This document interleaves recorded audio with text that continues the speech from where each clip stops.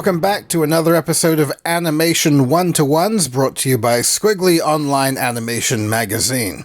This is Ben Mitchell, Skwigly Editor-in-Chief, excited to bring you all a chat between Skwigly contributor Mel Cionco and veteran TV animation executive Richard Magallanes. Having dedicated more than 20 years to creating content for children, Rich has served as lead content creator, developer, showrunner, and executive producer for high-profile networks such as Nickelodeon, Saban Brands, Funrise Inc., and Mattel. Rich's extensive list of hit shows includes Rainbow Butterfly Unicorn Kitty, SpongeBob SquarePants, The Fairly OddParents, Danny Phantom, ChalkZone, Teenage Robot, El Tigre, Invader ZIM, and Teenage Mutant Ninja Turtles, to name a few. Recently, Rich made a triumphant return to Nickelodeon as a consulting producer, serving to reinvigorate hit animated preschool entertainment for kids. He was also named Imagen Foundation's most influential Latino in entertainment.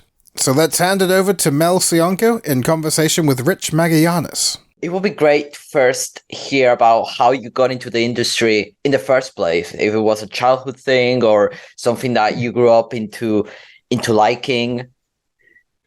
I will tell you, it was not a childhood thing. I mean, as a kid, I watched animation, of course, and, I just like a normal kid, watched animation, thought it was great, thought it was fun, and really enjoyed it. But I didn't grow up thinking, I'm going to be a big animation executive or create my own show or do any of that stuff. I had no idea. I've always been a storyteller, though.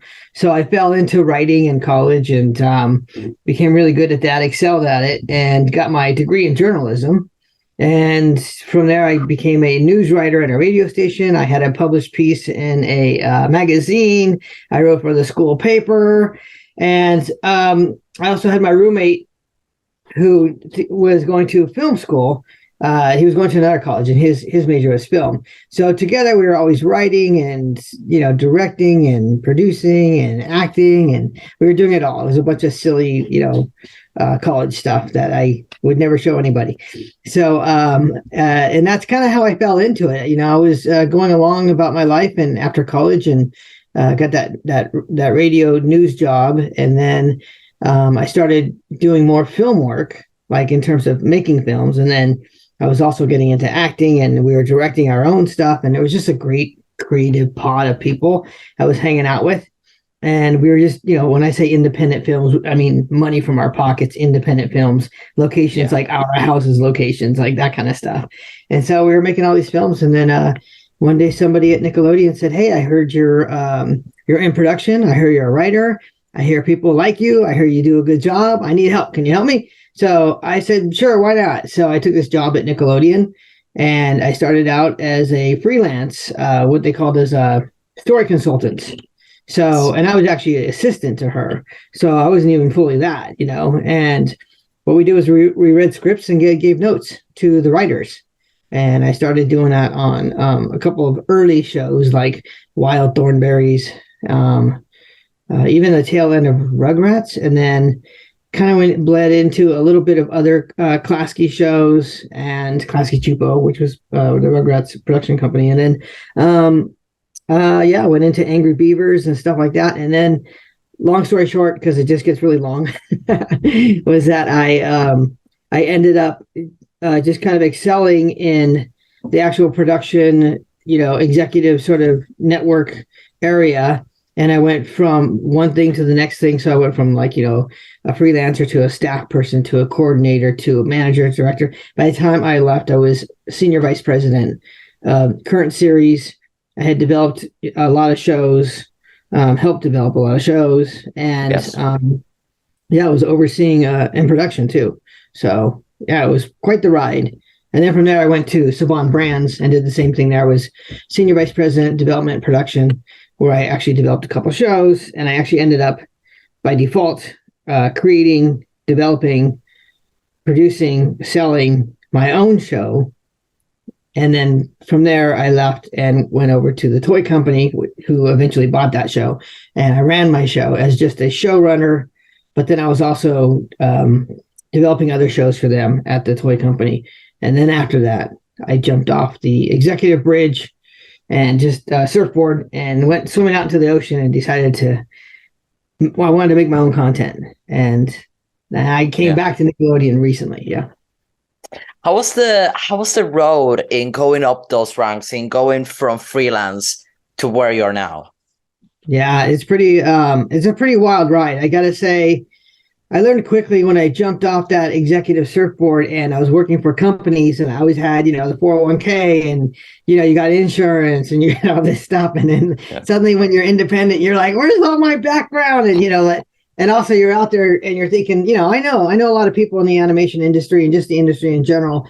And, you feel like, okay, I'm going to create another show. I'm going to do it all over again. It's not so easy. And, it's a little foolish to think so, but, it wasn't like I was being foolhardy about it. It was sort of like, best wishes, but it's tough. It's really tough. I hear people all the time, out there pitching and not getting their stuff picked up, and they're really well-known writers. There's a little bit of a game to it. Policy, there's politics, there's a little bit of luck factor. There's definitely timing involved. It's a really strange thing. You got to be super passionate about what you do. You have to really believe in what you do, let people feel that passion. And at the same time, you have to have this armor of like, you don't care if they pick it up or not. Like, you have to be, it has to deflect off you. If everybody said no to you and it destroyed you, you would be in a world of hurt and you wouldn't get very far at all. Yeah. So yeah, it's a strange place to be.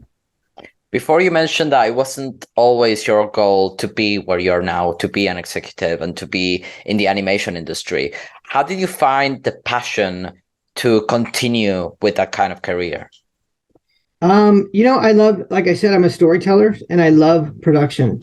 And so for me, I don't really need to find it too much. I enjoy working with people. Yeah. I enjoy doing what I do. And one thing I was saying when I was out on my own freelancing, because I did that for about 2 to 3 years, and I always thought, I don't care if I'm running somebody else's show. I don't care if I'm running my show. Of course, I'd prefer it be my show, something I created and developed. But yeah, I wanted to be a showrunner, period, whether it be mine or somebody else's. And so that's what I'm doing now. That's where it led me back to that.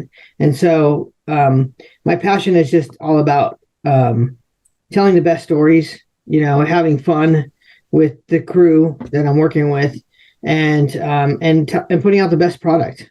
And currently, you're also working a lot with preschool and also with younger audiences and that kind of entertainment area of animation.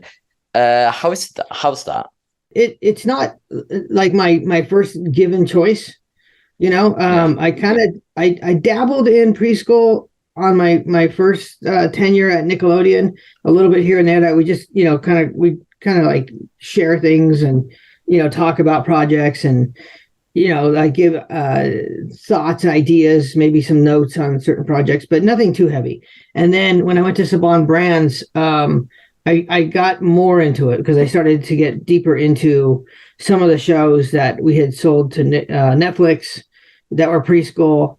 And I was also taking over some shows that he already had been in production. So I was overhauling those, and those were in preschool. And then, I think, it's the same thing. Preschool seems so easy, but it's so tough.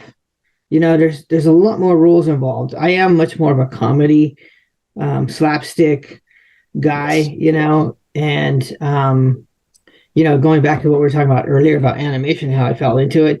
It's like when I first started at Nick, like I said, I never expected myself to become, a network executive.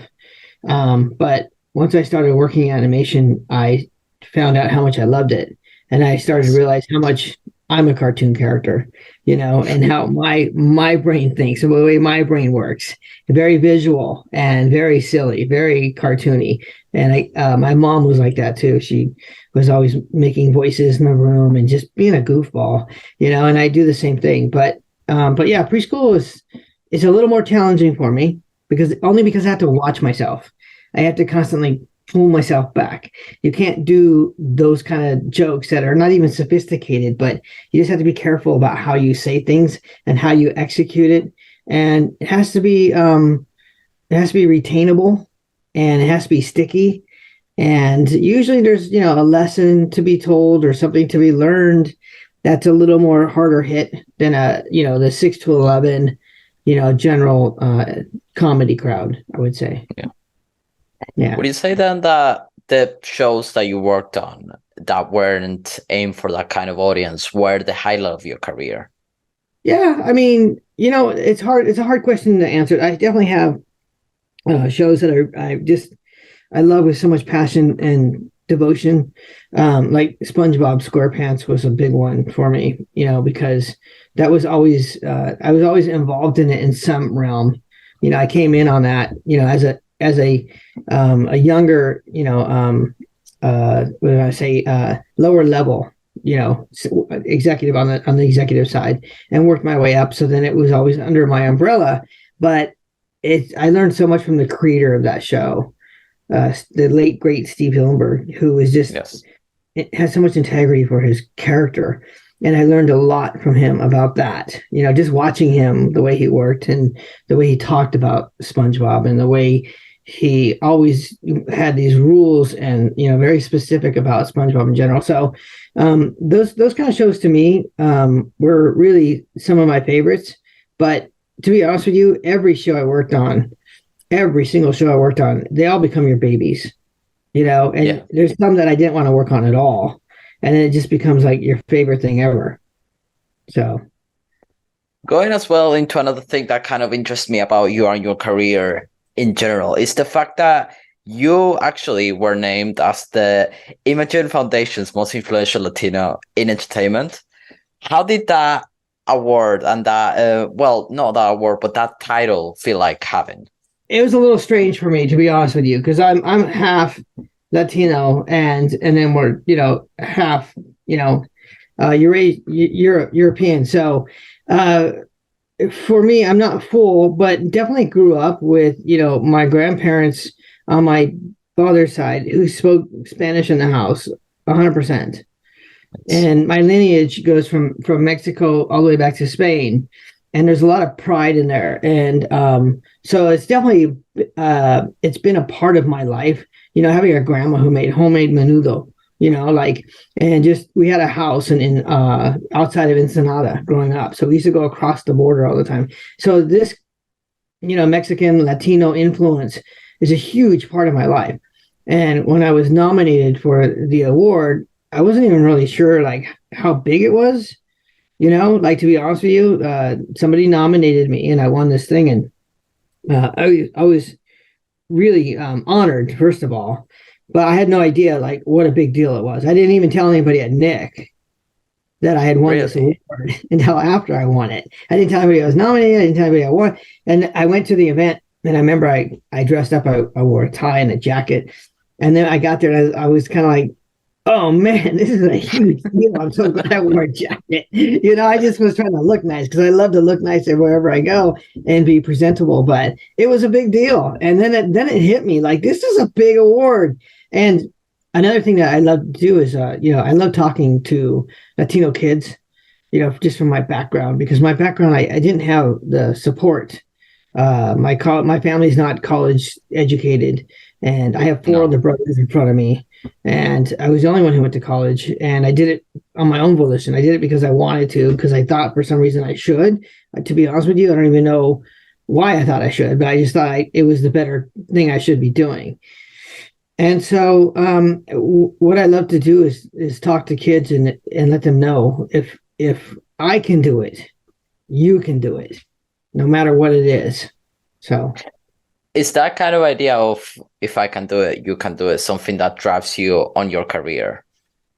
Absolutely. I mean, 110%. Like, for me, it's all about your passion, but it's also about, what are your goals? What are you laying out? What do you want to do? I'm a survivor. My household was absolutely insane. We moved around all the time. We had no rules. There was no support guidelines, nothing. And all my brothers were even like, everyone's very individual. We all love each other. We're all great with each other, but we all have our own set of friends. We all did whatever we wanted to do. Latchkey kids. There was, the house was just totally insane. And I have so many stories about that. We could do a podcast just on that. But literally, it was unhinged. And for me, for some reason, I always cared about everything I do. I make my bed every day to this day. When I take care of all my cars, no matter if my first car was a total piece of junk, but I used to wash it and keep it clean, and I still do that. And same thing with my house and everything. I have to take care of my stuff. And so I think that I started out when I first started working and stuff. I had so many jobs just to help me get through college. So one year I had to take a semester off just so I can keep making money so I can go back. And I don't know where I get all this drive from, but I do know it's sort of like if you stop, then I feel like I'm dead, and I feel like I'm never gonna. I'm just not that way. I'm not built that way. But some people also feel like they're not good. Why should they bother, or no one cares? And that's what I want to share, with my stories, is that I felt the same way. I was working in a mail room. I started out in a mailroom, and I worked my way up out of the mailroom. And it was an interesting story how that happened. But I could have been in the mailroom my entire life, and my family wouldn't judge me on that. So there's no real strong motivation to be this upper level executive or whatever you be. Some people are born into a nice family, college life, and I don't harbor that against anybody. That's great if you are. It wasn't my story. So if I can survive, if I can do it, I really want to let people, other kids know, especially from the Latino backgrounds, that don't have support, that don't have educated parents, and parents that maybe just not know better how to support you, how to encourage you, how to motivate you. That's where I would love to, give a little bit of advice if I can. Talking about that as well, what do you think about Latino people who find themselves working animation? What have you seen, the kind of the treatment that is given to them in your years of experience in the industry? It's definitely gotten a lot better. I mean, I gotta say, there was one, I'm not gonna mention names or series, but there was one series I worked on that was early stages of a Latino-based show, and it was tough. I met this creator, and we connected, him and his wife, and I'm not saying names, but you can probably look and find this stuff out. But he's from Tijuana, and it was sort of like, wait a minute, you're from Tijuana? I know this area because we had our house in Ensenada, growing up, and so we had an instant connection and bond, and we tried to work on stuff together. And then the first project we worked on got snagged away by another network.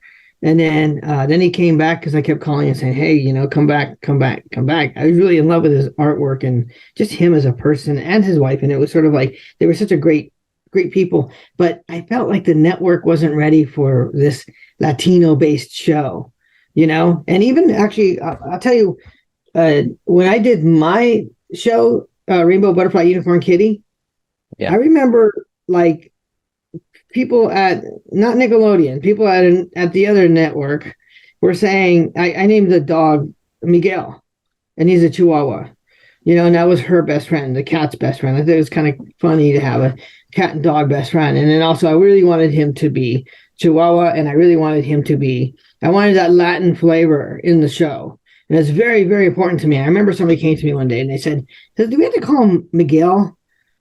And I was like, why? And they were like, can we call him Mikey or something? It just sounds so Latino. And I was like, no, that's the point. It is Latino. And in fact, we're gonna have Latino flavor in the show, And so it's an odd thing, even though that was not too long ago. It's gotten a lot better. Just a lot of the creators, are treated a lot nicer. Actually seeking them out now, whereas in the past, it wasn't so much so. Writers seeking them out like crazy, really trying to find, especially female Latina writers. That's, something I'm going through right now. It's really, it's an amazing, but there's still more room for improvement. but there's so much improvement that has been made.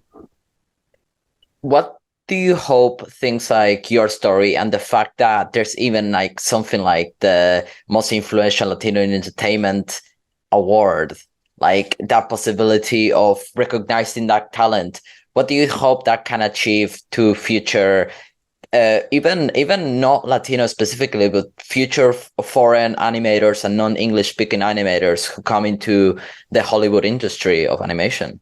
Again, even beyond Latino, I think it's everyone's much more open to it, whether you be Asian or, African American or, Native American or, you're, whatever, it doesn't matter.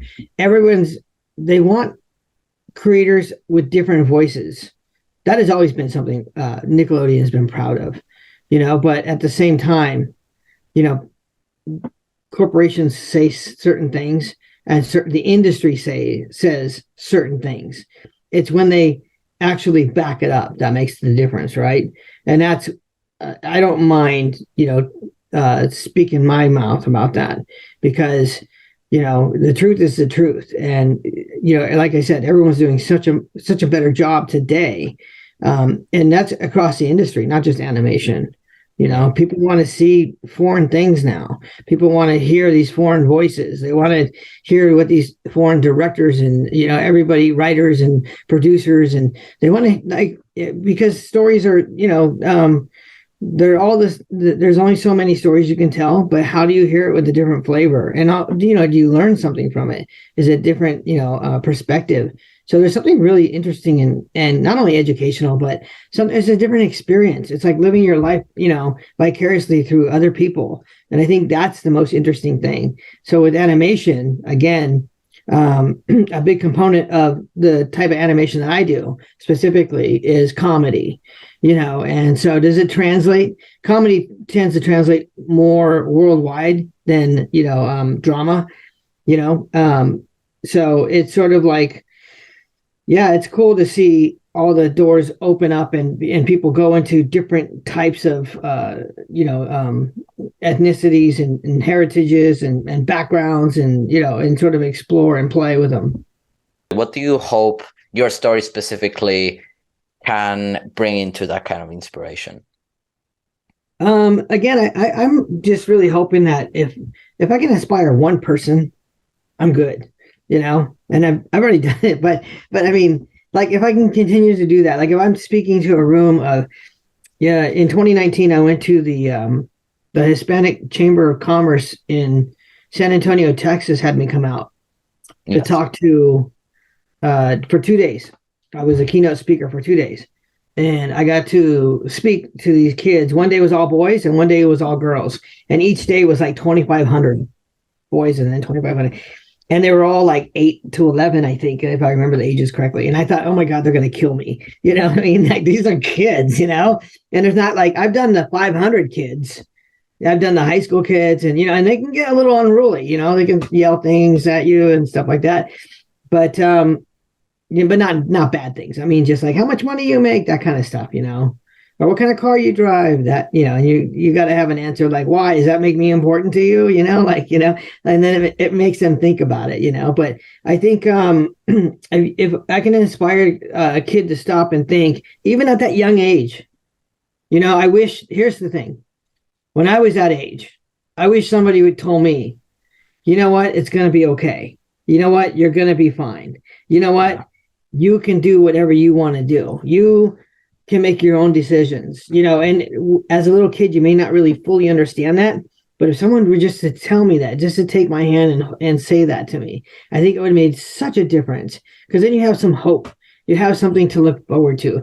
Somebody believed in you. Somebody still believes in you. Like that kind of thing, that kind of guidance, which is so absent in so many kids today, just because of circumstances, not to blame anybody or any sort of environment, but it just is. So I just really want to really be able to help generations if I can. Big. And how will your future work like reflect this inspiration that you want to bring? I'm working on that, because it's future work, right? But I want to do more. I want to do more speeches. I want to do more public speaking. I want to do more. On my LinkedIn, I started recording. I took on a challenge. I have a life coach. I took on a challenge for 30 days. I posted some advice. I'm a runner. So when I go running, like that's my meditational thinker sort of area. And I have all these big thoughts all the time. And so, and I did them completely unscripted. I would just grab the phone and be like, here was I thought today. I thought about this, that, and this. And if that can help you, then that's great. But so I think doing more of that kind of stuff, which is practice. But also I love having shows that have a purpose to them, Yeah, something that actually is I don't like hitting kids over the head, mostly because I'm in kids animation, but I just don't want to hit them over the head with, teaching a lesson, because that's boring. Yeah. I want homework. They're actually watching these shows as escape, entertainment.